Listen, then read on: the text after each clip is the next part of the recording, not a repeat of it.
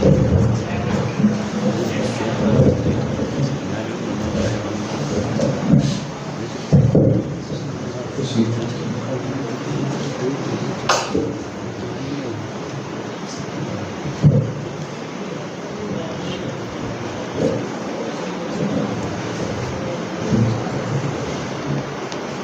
اللہ الرحمن الرحیم الحمد للہ بالمجد والعلا خالق الحق والنوا خالق الارض والسماء الذي ارسل رسوله بالهدى قال الله تبارك وتعالى في القرآن المجيد والفرقان الحميد يا أيها الذين آمنوا كتب عليكم الصيام كما كتب على الذين من قبلكم لعلكم تتقون صدق الله مولانا العظيم إن الله وملائكته يصلون على النبي يا أيها الذين آمنوا صلوا عليه وسلموا تسليما ذوق شوق کے ساتھ سب مل کر پڑھیے الصلاۃ والسلام علیکم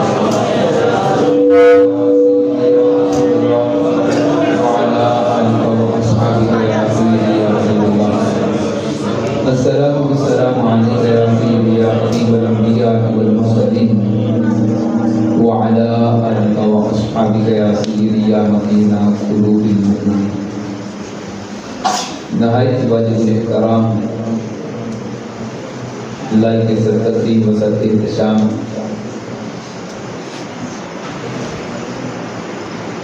میری ملت کے جمیع علماء اہل سنت و معزز و محترم و محتشم حاضرین و ناظرین، اللہ رب العزت کا بے پناہ فضل اور اس ذات پاک کا احسان عظیم ہے جس نے زندگی میں ایک مرتبہ پھر اپنے گھر کے اندر اپنا ذکر اور اپنے محبوب کے ذکر کی توفیق عطا فرمائے۔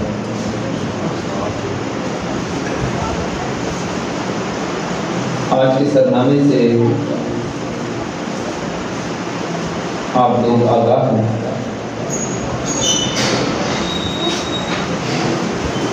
اور آج کی اس بابرکت پربکار تقریب سعید کے اندر تشریف لانے والے جمیع علماء اہل سنت میرے قرب و جواب میں اور میرے دائیں بائیں تشریف فرما افراد، کتنے بھی خوبصورت چہرے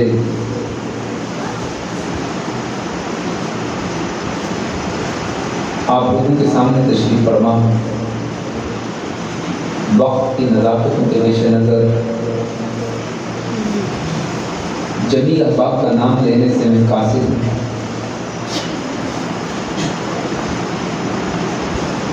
لیکن دل کا حال یہ ہے کہ میں علماء اہل سنت کا ہمیشہ سے دل و جان سے احترام کرتا ہوں۔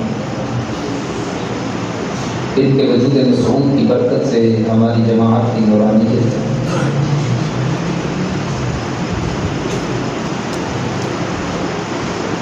اپنے لہجے میں ان ہستیوں کے لیے میں وہی کہوں گا جو کہتا ہوں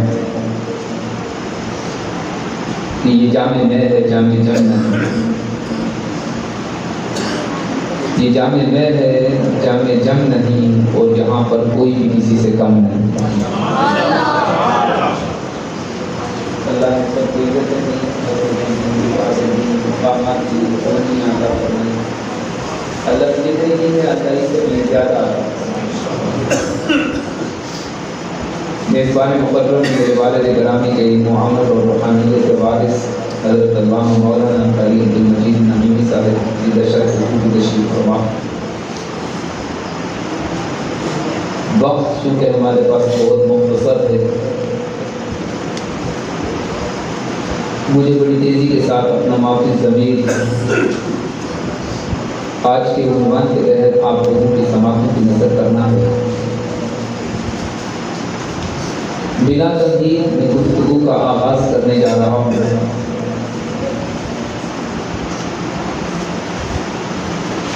آج کا سرنامہ استقبال رمضان مبارک کے عنوان سے موسوم ہے،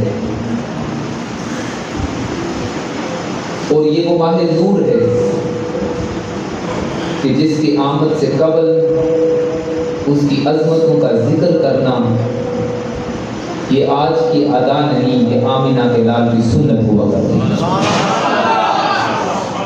حضور نے خود اس ماہ مقدس کی آمد سے قبل اس کی عظمتوں کو بیان فرمایا۔ معروف حدیث مبارکہ کے الفاظ صاحب مشکات نے لکھی۔ حضرت سیدنا سلمان رضی اللہ تعالیٰ عنہ حدیث کے راوی ارشاد فرماتے ہیں کہ ماہ نور تشریف لا رہا تھا، تاجدار کائنات صلی اللہ تعالیٰ علیہ وسلم نے اپنے اصحاب سے خطاب کیا اور ارشاد فرمایا، یا ایھا الناس قد اظلکم شہر عظیم، اے لوگوں تمہاری طرف عنقریب ایک عظمتوں والا مہینہ تشریف لا رہا ہے۔ وہ عظمتوں والا مہینہ جس کے متعلق ارشاد فرمایا کہ یہ وہ رحمت والا مہینہ ہے کہ جس ماہ مقدس کے اندر میری امت ایک نفلی کام کرے گی، اللہ نفل کے بدلے میں اس رمضان کے مہینے کے اندر اپنی جناب سے اپنے رحمتوں کے بدلے میں فرض کا ثواب عطا فرمائے گا۔ اور یہ ماہ نور ہے کہ جس کے اندر میری امت کے افراد میں سے اگر کوئی شخص فرض ادا کرے گا تو اللہ رب العزت اس کو 70 فرضوں کا ثواب عطا فرمائے گا۔ پھر ارشاد فرمایا وشہر المواسات، میں یہ مواسات کا مہینہ، وہ شہر الصبر، یہ صبر کا مہینہ ہے۔ پھر فرمایا وہو شہر یزاد فیہ الرزق المؤمن، یہ وہ ماہ نور ہے جس کے اندر اللہ رب العزت اپنے بندوں کو بے پناہ رزق کی دولت عطا فرماتا ہے، رزق کے دروازے کشادہ کر دیے جاتے ہیں۔ اور اسی ماہ مقدس کے متعلق میرے آقا نے ارشاد فرمایا کہ جو انسان کسی روزے دار کا روزہ افطار کرواتا ہے، چاہے پانی کے گھونٹ سے ہی کیوں نہ افطار کروائے، چاہے ایک خشک کھجور سے ہی کیوں نہ افطار کروائے، فرمایا کہ اس کے بدلے میں اللہ رب العزت کل قیامت کے دن میرے حوض کوثر سے ایسا جام نصیب فرمائے گا کہ جس جام سے ایک مرتبہ جو انسان پی لے گا پھر اس کو آنے والی ساری زندگی میں کبھی پیاس نہیں لگے گی۔ یہ وہ عظمتوں والا مہینہ ہے جو اہل ایمان پر سایہ فگن ہو رہا ہے۔ اور اسی ماہ مقدس کے اندر حضور نبی رحمت صلی اللہ تعالی علیہ وسلم نے ارشاد فرمایا من صام رمضان ایمانا و احتسابا غفر له ما تقدم من ذنبه، جو شخص ایمان اور احتساب کے ساتھ ماہ رمضان مبارک کے اندر اللہ کی عبادت کرتا ہے، ریاضت کرتا ہے اور روزوں کی فرضیت کا حق ادا کرتا ہے، آقا کونین صلی اللہ علیہ وسلم نے رحمتوں کے پھول برسائے اور دل کا کشور فتح کر لینے والی آواز کے ساتھ ارشاد فرمایا کہ رب کائنات اس کے بدلے میں اس کی زندگی کے سابقہ سارے گناہوں کو معاف فرما دیا کرتا ہے۔ من قام رمضان ایمانا و احتسابا غفر له ما تقدم من ذنبه، جو اس ماہ نور کے اندر راتوں کو قیام کرتا ہے، اللہ کی عبادت کرتا ہے، اللہ کی ریاضت کرتا ہے، اللہ کا قرب حاصل کرتا ہے، میرے آقا نے ارشاد فرمایا اللہ رب العزت اس کے لیے سابقہ سارے گناہوں کو معاف فرما دیا کرتا ہے۔ پھر آگے ارشاد فرمایا من قام لیلۃ القدر رمضان ایمانا و احتسابا غفر له ما تقدم من ذنبه۔ اسی ماہ نور کے اندر ایک بابرکت رات جس کو لیلۃ القدر کہا جاتا ہے، فرمایا تنہا ایک رات میں میرا جو امتی عبادت کرے گا اللہ رب العزت اس کی زندگی کے سارے سابقہ گناہوں کو معاف فرماتا چلتا ہے۔ اسی ماہ نور کے متعلق حضور نبی رحمت صلی اللہ تعالی علیہ وسلم نے ارشاد فرمایا کہ اذا دخل رمضان، کہ جب رمضان داخل ہوتا ہے یعنی رمضان کا مہینہ آتا ہے، فرمایا غلقت ابواب جہنم فتحت ابواب الرحمہ وفی روایت فتحت ابواب السماء وغلقت ابواب جہنم وسلسلت الشیاطین۔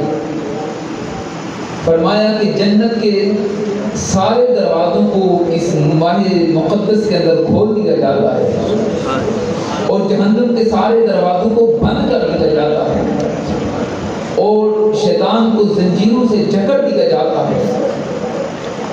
اور اسی ماہ نور کے متعلق حضور نبی رحمت صلی اللہ علیہ وسلم کا فرمان ہے، فرمایا کہ شہر اولہ رحمت وأوسطه مغفرة وآخره عتق من النار۔ فرمایا اس ماہ نور کا پہلا عشرہ رحمتوں والا عشرہ ہے، اور جب 10 دن گزر جاتے ہیں رات 11ویں کی آتی ہے تو اللہ رب العزت اگلے عشرے کی ابتدا مغفرت کے ساتھ فرما دیا کرتا ہے،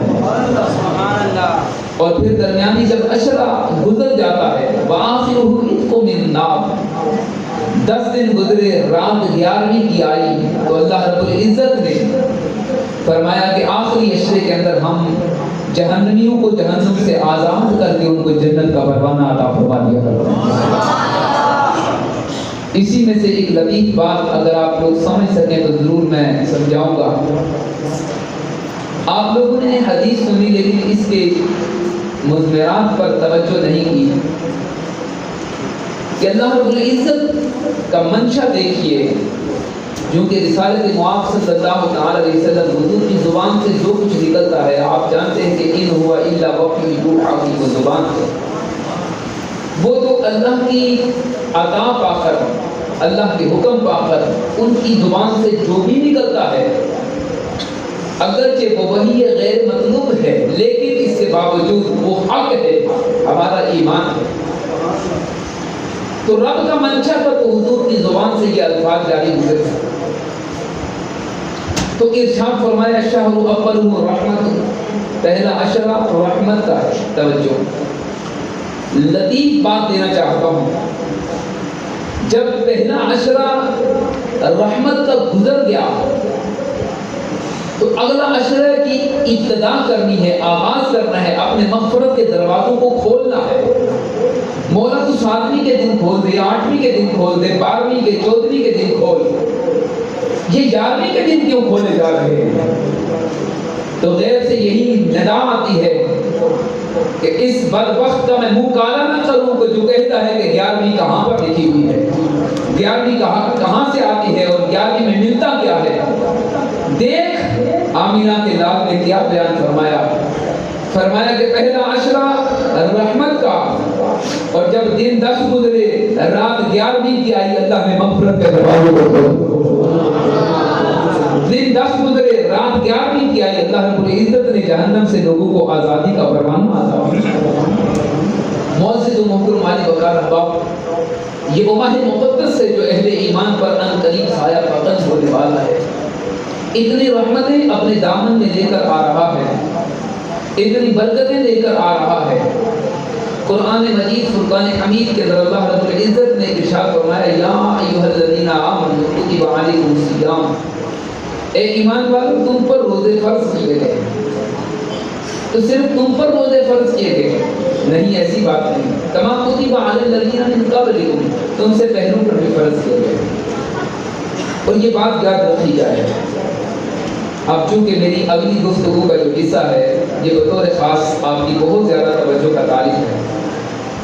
گفتگو اگر آپ لوگوں کو مشکل لگتی ہو تو مجھے آپ حکم فرما سکتے ہیں، میں پنجابی میں بھی گفتگو کرنے کا سلیقہ رکھتا ہوں، اور اگر یہی انداز آپ کو بھلا لگتا ہے تو میں یوں ہی نرم و نازک لہجے میں چند باتیں عرض کر دیا کروں گا۔ صاحبان ذوالفقار، قرآن کے اندر اللہ نے یا ایھا الذین آمنوا کہہ کر روزوں کی فرضیت کا حکم دیا۔ اہل ایمان پر یہ بات، یہ اہل علم پر یہ بات ڈکی چھپی نہیں کہ یا ایھا الذین آمنوا قرآن کے اندر 89 مرتبہ آیا ہے، ایک کم 10 مرتبہ۔ اور قرآن کا اسلوب دیکھو کہ اللہ جب قرآن میں کہتے ہیں یا ایھا الذین آمنوا تو اس کے ساتھ اللہ حکم جوڑ دیتا ہے۔ اب وہ حکم دو پہلو سے خاص ہوتا ہے، وہ حکم لازم بھی ہوتا ہے اور وہی حکم مشکل بھی ہوتا ہے۔ پورے قرآن کو پڑھو، یا ایھا الذین آمنوا کہا، حکم دے دیا، ساتھ اس کے متصل حکم آتا ہے، وہ حکم خاص بھی ہوتا ہے، حکم مشکل بھی ہوتا ہے، لازم بھی ہوتا ہے۔ جیسے اللہ نے قرآن میں کہا یا ایھا الذین آمنوا کتب علیکم الصیام، تم پر روزے فرض کیے گئے، یعنی تم روزے رکھو، تم پر فرض ہو گئے، لازم رکھو۔ اب جب رمضان المبارک کے روزے، چونکہ جس دور میں جناب رسالت مآب صلی اللہ علیہ وسلم کی ذات اقدس پر وحی کا نزول ہوا اور حکم دیا گیا، سخت گرمی کا موسم تھا، اس موسم کے اندر اللہ رب العزت نے حکم دیا تھا کہ تم روزے رکھو۔ انسانی فطرت کے تقاضوں کے پیش نظر یہ معاملہ مشکل تھا کہ اتنی سخت گرمی میں صبح سے لے کر شام تک، سحری سے لے کر افطاری تک اپنے آپ کو ہر چیز سے روک کے رکھنا ہے، مباشرت سے روک کر رکھنا ہے، کھانے پینے سے روک کر رکھنا ہے، ہر چیز سے اپنے آپ کو بچا کر رکھنا ہے۔ تو یہ طبع نازک پر بڑا معاملہ گراں تھا کہ یہ کیوں کر ممکن ہوگا کہ اتنا مشکل وقت ہم گزاریں۔ تو لوگوں یہ بات یاد رکھنا کہ اللہ رب العزت جب حکم دیتا ہے نا اہل ایمان کو تو انداز یہ اختیار کرتا ہے، یا ایھا الذین آمنوا کہتا ہے، تو یا ایھا الذین آمنوا کہا، حکم دے دیا، حکم خاص بھی تھا، حکم لازم بھی تھا، حکم مشکل بھی تھا۔ اللہ حاضر قیاس پورے قرآن کو یوں ہی بالترتیب پڑھتے چلے جائیں۔ اللہ قرآن میں کہتا ہے یا ایھا الذین آمنوا ادخلوا فی السلم کافۃ، اے ایمان والو تم اسلام کے اندر پورے کے پورے داخل ہو جاؤ۔ اب اسلام کے سانچے میں ہمیں اپنے آپ کو ڈالنے کے اندر اتنی مشکل ہے۔ اسلام کا نام تو ہے، اسلام کا لبادہ بھی ہے، لیکن اسلام ہمارے ہاں ہے کہاں؟ لوگوں یہ بات یاد رکھنا، اسلام میں داخل ہونا، اسلام میں مکمل طور پر آ جانا، اپنے قول و قال کو بدل دینا، اپنی گفتار اور رفتار کو بدل دینا، اپنے انداز کو بدل دینا، اور اپنی ذات کو شاہراہ مصطفیٰ پر ڈال کر زندگی کو صحیح معنوں میں استوار کر کے سیدھی راہ کے اندر داخل ہو جانا۔ لوگوں یہ عام انسان کے بس کی بات ہی نہیں کہ جب تک کسی بھی انسان کے ساتھ اللہ کا فضل نہ شامل ہو جائے اس وقت تک کوئی انسان بھی کامل و اکمل و اتم مسلمان نہیں بن سکتا۔ معزز و محترم علی وقار احباب، کلمہ اسلام پڑھ کر تو اسلام میں داخل ہو گئے، لیکن اسلام میں مکمل داخل ہونا یہ بہت مشکل عمل ہے۔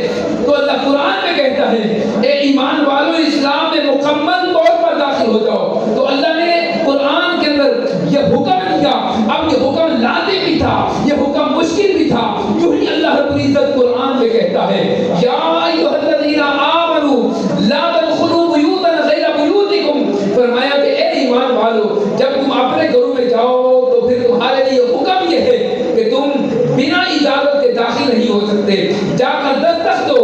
اب ایمان سے بتا اے انسان تم میں سے کون سا ایسا شخص ہے جو یہ اٹھ کر اعلان کرے اور کہے کہ میں جب اپنے گھر میں جاتا ہوں جا کر دروازے پر دستک دیتا ہوں پھر اپنے گھر میں جاتا ہوں، ہمارے من کے اندر یہی بات رچ بس چکی ہے کہ ہے تو ہمارا اپنا گھر، اس دروازے پر دستک دینے کی ضرورت کیا ہے؟ لوگوں یہ بات یاد رکھنا، میں کوئی کہانی قصے سے بات نہیں کہہ رہا، اللہ کا قرآن پڑھ رہا ہوں۔ اللہ قرآن میں کہتا ہے جب اپنے گھر میں بھی جا اس وقت بھی تیرے لیے لازم ہے کہ جا کر دروازے پر دستک دے، اور دستک دے کر پھر قرآن کے اندر حکم دیا ہے لوگوں یہ اپنا طرز عمل یہ اختیار کرو کہ اپنے گھروں میں بھی جب جاؤ تو دستک دے کر داخل ہوا کرو. یہ بات اللہ نے قرآن کے اندر تمہارے لیے لازم قرار دے دی ہے. تو میں یہ بات عرض کر رہا تھا کہ اللہ قرآن میں جب یا ایھا الذین آمنوا کہتا ہے اس کے ساتھ حکم لگاتا ہے. وہ حکم مشکل بھی ہوتا ہے, وہ حکم لازم بھی ہوتا ہے, وہ حکم ہر طور پر ماننے والا ہوتا ہے. اللہ قرآن میں کہتا ہے یا ایھا الذین آمنوا صلوا علیہ وسلموا تسلیما, فرمایا کہ اے ایمان والو اپنے نبی کی ذات پر درود و سلام پڑھا کرو. اب دیکھو جب نبی کی ذات پر درود و سلام پڑھنے کی باری آتی ہے تو درود و سلام پڑھنا یہ مشکل بھی ہے, درود و سلام پڑھنا یہ لازم بھی ہے. آپ کہیں گے نہیں صاحب یہ کیسی بات آپ نے کہہ دی کہ یہ درود و سلام پڑھنا یہ کب سے مشکل ہوا چاہتا ہے. یہ درود و سلام پڑھنا تو کوئی مشکل بات نہیں. ہاں میں کہتا ہوں جو بات وہ حق ہی کہہ رہا ہوں کہ اس دور کے اندر درود و سلام پڑھنا بھی مشکل ہے. وہ کیوں کر لوگوں جب آپ اہل ایمان اپنی مسجدوں کے اندر جب اذان سے قبل درود و سلام پڑھتے ہیں تو اذان مسجد سے باہر اعتراض ہوتا ہے کہ یہ کب سے تم نے اذان سے پہلے درود پڑھنا شروع کر دیا, یہ کہاں سے چلا تھا, یہ کیسے چلا تھا, یہ کیوں چلا تھا. یہ آج کے دور کے اندر درود پڑھنا بھی مشکل ہو رہا ہے. تو پتہ یہ چلا کہ یا ایھا الذین آمنوا کے ساتھ اللہ حکم جو لیتا ہے وہ حکم مشکل بھی ہوا کرتا ہے, وہ حکم لازم بھی ہوا کرتا ہے. اللہ رب العزت قرآن میں کہتا ہے اے ایمان والو نبی کی ذات پر درود و سلام پڑھا کرو. یہ بات ادھوری رہ جائے گی اگر اس بات کو مکمل نہ کر دیا. لوگوں اعتراض کرنے والے اعتراض کرتے رہے, ہم اس کا دلیل کے ساتھ جواب عرض کرتے ہیں. معزز و محترم علی وقار احباب, صحیح مسلم کی روایت کے الفاظ میرے آقا کریم صلی اللہ تعالی علیہ وسلم نے ارشاد فرمایا اذا سمعتم المؤذن فقولوا مثل ما يقول ثم صلوا علیہ. میرے آقا نے ارشاد فرمایا اے لوگوں جب اذان سنو تو اذان کے کلمات تم دہرا دیا کرو. جیسا مؤذن اذان پڑھے ویسے تم بھی پیچھے اذان پڑھو, اور جب اذان مکمل ہو جائے تو پھر تمہارے لیے حکم یہ ہے کہ آمینہ کے لال کی ذات اقدس پر درود و سلام پڑھنا شروع کرو.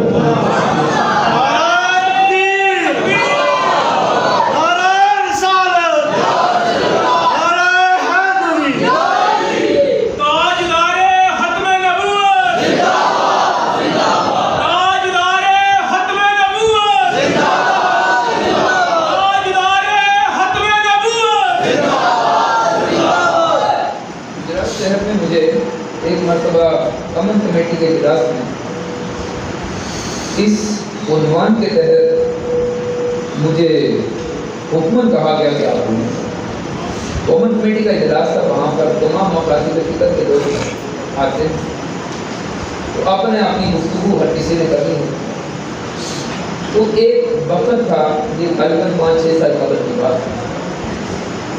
تو یہ فتنہ اٹھا کہ جب یہ اسپیکر کہ اوپر سے جب یہ بند ہوئے اسپیکر پر ہے تو اس وقت کہا گیا کہ جناب یہ کوئی بھی معاملہ نہیں ہو سکتا اسپیکر پر. تو اعتراض کرنے والے تو وہ موقع کی کام میں ہوتے ہیں, کہنے لگے کہ موقع بلا ہے. تو انہوں نے کہہ دیا کہ جناب مطلب آپ ایسا کیجیے یہ جو اذان سے پہلے درود پاک پڑھتے ہیں بعد میں پڑھتے ہیں اس کو بند کیا جائے, صرف اذان پڑھیے. تو اس وقت آپ کے اس خادم نے وہاں پر اٹھ کر حضور کی حدیث سنا دی. ہمارے ہوتے ایسا نہیں ہو سکتا. میں نے حضور کی ساری حدیث سنائی یہ صحیح مسلم شریف سے. میں نے کہا یہ ہمارے ہوتے یہ ممکن ہے, اس لیے کہ ہم اپنے من کی بات نہیں کرتے. یہ تو حضور کا اپنا فرمان ہے کہ جب اذان پڑھ لو تو اس کے بعد درود و سلام پڑھو. تو کہنے لگے آپ پہلے بھی تو پڑھتے ہیں. تو میں نے کہا آپ نے کوئی درود و سلام کا وقت مقرر کر رکھا ہے, آپ نے مقرر کیا درود و سلام کا وقت. کہتے ہیں نہیں اس کے سوا پڑھیں. میں نے کہا آپ قرآن سے کہیں دکھاتے کہ اللہ نے حکم دیا ہو کہ اذان سے پہلے نہیں پڑھنا بعد میں پڑھنا, یا بعد میں پڑھنے کو حکم دیا ہو کہ کہو پہلے نہیں پڑھنا, یا پہلے دیا ہو تو کہو کہ بعد میں نہیں پڑھنا. اللہ نے مطلق حکم دیا ہے, فرمایا کہ اے ایمان والو تم جب کبھی بھی جس وقت چاہو اپنے نبی کی ذات پر درود و سلام بھیج سکتے ہو. وقت کوئی خیر یہ ایک الگ عنوان ہے, انشاءاللہ کسی موقع پر ضرور عرض کریں. تو میں یہ عرض کر رہا تھا قرآن میں کہتا ہے یا ایھا الذین آمنوا کتب علیکم الصیام, اے ایمان والو تم پر روزے فرض کیے گئے. آپ لوگوں کو نیند تو نہیں آتی, کہیں ناراض تو نہیں ہو رہے آپ لوگوں کو, ٹھنڈے ہو کر بڑے تشریف فرمائیں. میں دیکھتا ہوں کہ کچھ ہستیاں آرام کر رہی ہیں, ذرا جا کر ذرا محبت کے ساتھ سبحان اللہ فرمائیے. اللہ آپ کا بھلا کرے. میں بہت زیادہ لمبا نہیں کرنے والا انشاءاللہ. 10 بجے سے پہلے کوشش کریں گے اپنی بات کو ختم کرنے کی. اللہ قرآن میں کہتا ہے یا الذین آمنوا، اے ایمان والو. اب دیکھیے قرآن کا اسلوب دیکھو. اللہ نے بات منوانی کی، بات کی مشکل تھی لیکن بات اہم بھی تھی. تو جب بات منوانی اللہ کی طرف سے مقصود تھی تو اللہ رب العزت نے انداز ہی ایسا رکھا. آپ دیکھیے کہ انسانی فطرت کے کچھ تقاضے ہوتے ہیں. ایک استاد ہے اپنے شاگرد سے بات منوانا چاہتا ہے تو اس کے قصیدے پڑھتا ہے کہ یہ میرا وہ شاگرد ہے کہ جو بڑا ہی لائق ہے، میرے علم کا وارث، میرے عمل کا وارث. یہ اس کی محبت کو جیتنے کے لیے بہت زیادہ ایسے بڑے انداز اختیار کرتا ہے. یہ ایسا ہے، میں اس پر ناز کرتا ہوں، یہ میرے علم کا یہ وارث ہے. تو انداز ایسا بن جاتا ہے. شاگرد کہتا ہے کہ بھائی آپ کو ایسا کیے جائے کہ اپنی جان بھی اپنے استاد کے قدموں پر نشان کرے، کیونکہ میرے استاد نے میری تعریف ہی نہیں کرتی. تو شاگرد کے دل کے اندر یہ بات بن آتی ہے کہ جناب بندہ آپ مجھے جیسے کیسے بھی ہو اپنے استاد کی منشا کے مطابق مجھے اپنی زندگی گزار دو. یہ بات درست ہے کہ نہیں؟ پیر صاحب کو اپنی بات منوانی تھی کسی مرید کامل سے. تو پیر صاحب نے بڑے مجمع میں یہ اعلان کر دیا کہ جناب یہ دیکھیے یہ میرے مرید ہیں، یہ میرے روحانیت کے وارث ہیں. ان کا دل کا رشتہ ٹوٹا ہوا تھا، میں نے ان کا دل جو ہے ان کے سینے کو مدینہ بنا دیا ہے، ان کے راستے کو سیدھا کر دیا ہے. اب ان کے دل کی کیفیت بدل گئی ہے. یہ صبح سے لے کر شام تک اللہ کی عبادت کرتے ہیں، ریاضت کرتے ہیں، اللہ کو راضی کرتے ہیں. مجھے ان پر فخر ہے، مجھے ان پر ناز ہے، مجھے ان پر بڑا ہی ایسی مباحات کی باتیں کرتے ہیں کہ جناب یہ بڑے ہی اچھے ہیں، میرے سب سے اچھے مرید ہیں. اب وہ مرید اگرچہ وہ کمزور بھی ہو لیکن جس مرید کی اتنی باتیں کی جائیں وہ مرید کہتا ہے کہ مجھے تو اب حق یہ بنتا ہے کہ اپنے پیر کے قدموں پر اپنی جان کا نذرانہ دے دوں. کیونکہ میرے پیر نے جو اتنی باتیں کہی. باپ نے اپنے بیٹے سے بات منوانی کی تو کہا کہ جواد صاحب آپ بہت اچھے ہیں، دیکھیے آپ بخاری شریف میں پڑھتے ہیں جا کر، ہمیں آپ پر بڑا ناز ہے. آپ اتنی اچھی نقابت کرتے ہیں، اتنی اچھی خطابت کرتے ہیں، آپ اتنے اچھے ہیں، آپ سلجھے ہوئے ہیں. آپ کا جب نام لوگ لیتے ہیں ادب سے لیتے ہیں میرا سینہ چوڑا ہو جاتا ہے. حضرت نے اپنی بات منوانی تھی، بیٹے کے متعلق اتنی بات کہہ دی تو بیٹے کا سینہ اتنا چوڑا ہو گیا. اس نے کہا کہ میرے ابو کتنا میرے اوپر ناز کرتے ہیں، کیوں نہ میں اپنے ابو کی بات مانوں، ان کے لیے ساری زندگی کو گزار دوں. کیونکہ میرے باپ نے میرے اوپر اتنا ناز کیا ہے، میرے اوپر فخر کیا ہے. تو بیٹے کا سینہ کھل جاتا ہے. وہ کہتا ہے کہ میرے باپ نے جب میرے لیے اتنی باتیں کہہ دی تو اب میری جان، میرا مال، میرا تن، میرا دھن، میرا من، میرا سب کچھ میرے باپ کے قدموں پر قربان ہے، اس لیے کہ میرے باپ نے میرے لیے بات کہہ دی. ارے لوگوں اپنی قسمت پر ناز کر. اللہ نے روزوں کی فرضیت کا حکم دیا تو انداز بدل دیا. یا ایھا الناس کہہ کر تمہیں خطاب نہیں کیا. اللہ رب العزت نے جب تم سے کلام کرنا چاہا تو اے ایمان والوں کا چہرہ تیرے سامنے پر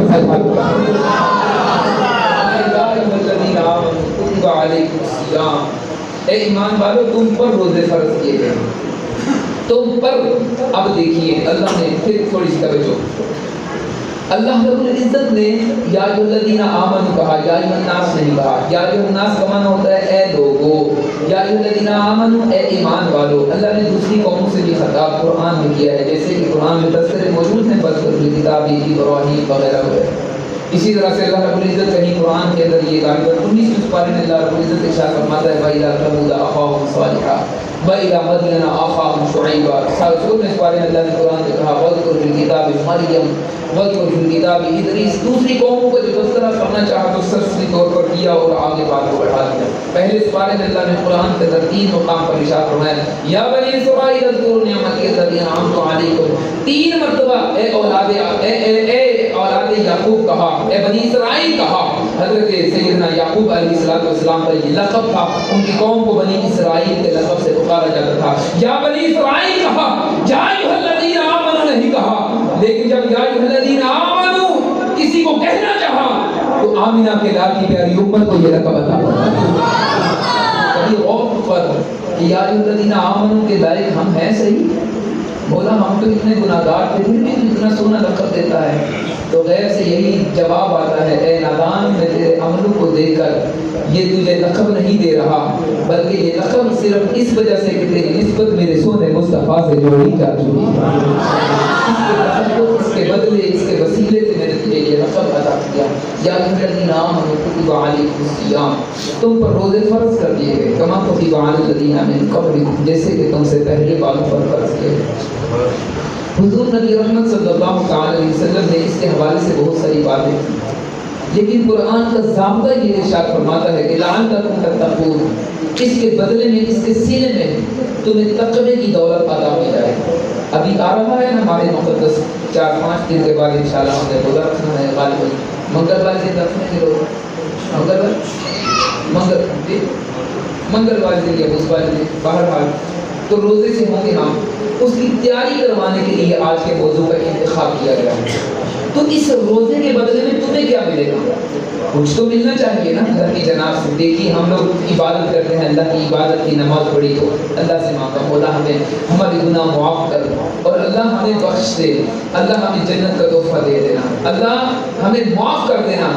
ہم اللہ سے بدلہ چاہتے ہیں، اس کا بدلہ بھی تو کوئی ہوگا نا اللہ کی جناب نے تو فرمایا ہاں بدلہ ہے۔ کیا فرمایا؟ لعلکم تتقون، تاکہ تمہیں پرہیزگاری مل جائے، تمہارے دل کو تقوی کے لیے چن لیا جائے گا، تمہارے دل کے اندر نور معرفت بھر دیا جائے گا۔ روزہ تو رکھ، اللہ تجھے تقوی کی دولت عطا فرمائے۔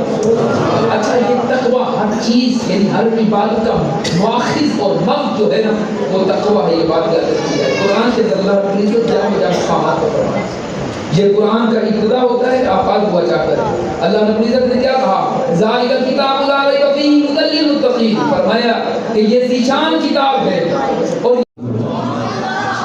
قرآن میں اللہ رب العزت نے فرمایا تقوی ملے گا۔ اللہ قرآن میں کہتا ہے وَتَزَوَّدُوا فَإِنَّ خَيْرَ الزَّادِ التَّقْوَىٰ، کہ جب لوگ اللہ کے در کا حج کرنے کے لیے چلتے ہیں، طواف کرنے کے لیے سے چلتے ہیں، عمرے کے لیے سے چلتے ہیں، فرمایا کہ تم کچھ زیادہ راہ لے لو۔ زیادہ راہ کیا ہے؟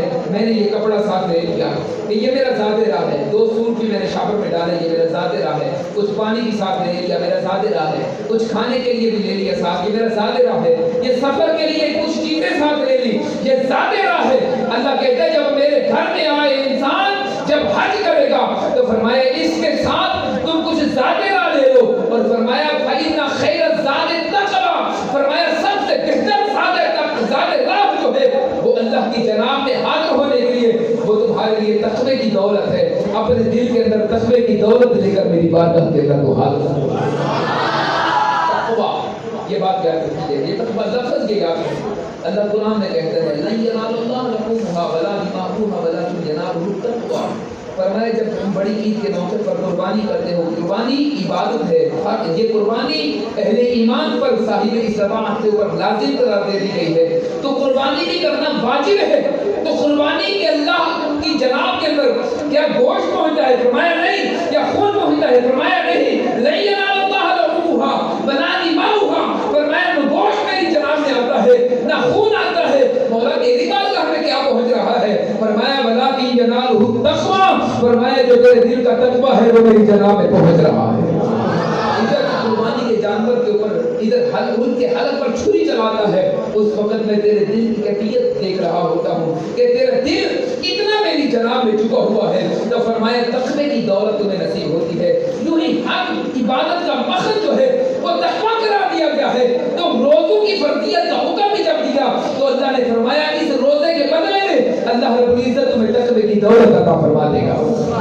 تقوی کی بات چل پڑی تو ایک بات عرض کر دوں، لوگوں تقوی تو بڑے ہی ہوں گے، قرآن کے اندر بہت سارے مقامات پر اللہ رب العزت نے تقوی کا ذکر کیا ہے، لیکن ایک بات یاد رکھنا، انسان تقوی کے اوپر ایک ایسا تقوی بھی اللہ نے رکھا ہے جو سارے تقوی کی معراج ہے، جو سارے تقوی سے اونچا ہے، جو سارے تقوی سے بلند و بالا ہے۔ وہ کیا ہے؟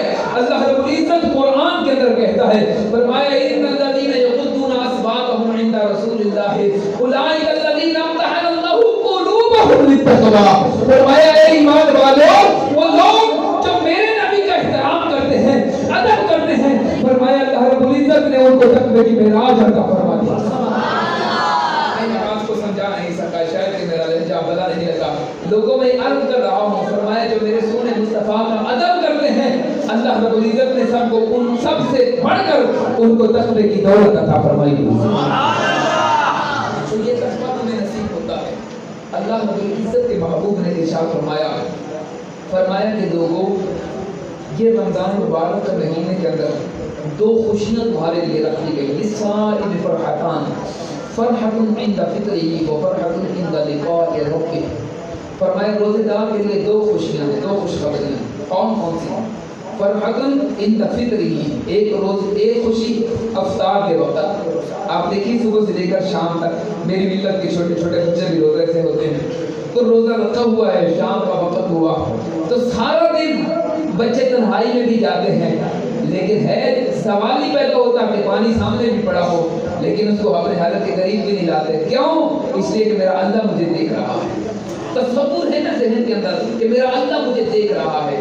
لوگوں جب یہ تصور پک جاتا ہے نا، اللہ کی عزت کی قسم، اللہ رب العزت اس تصور کے پک جانے کی وجہ سے بہت سارے لوگ ایسے ہوتے ہیں کہ جب ماہ نور مکمل ہوتا ہے اللہ رب العزت ان لوگوں کو ولایت کے مقام پر فائز کر چکا ہوتا ہے۔ مل جاتا ہے کہ جب دل کے اندر یہ خیال پک جائے کہ میرا اللہ مجھے دیکھ رہا ہے، پھر انسان تو ہر گناہ سے بھی بچ جاتا ہے کہ میرا اللہ مجھے دیکھ رہا ہے، تنہائی میں بھی میرا اللہ مجھے دیکھ رہا ہے۔ تو فرمایا کہ جب روزے دار سارا دن روزہ رکھتا ہے، رات کا وقت ہوتا ہے، فرحۃ عند فطرہ، فرمایا روزے دار جب روزے کی افطار کا وقت قریب آتا ہے دل کے اندر اتنے ہی حسین خیالات کو مڈاتے ہیں کہ اے بارے الہ تیرا شکر ہے کہ تو نے ہمیں اتنی توفیق عطا فرمائی کہ ہم روزے سے ہوئے، سارا دن تیری رضا کے لیے روزہ رکھا، مولا اس روزے کو قبول فرما لے۔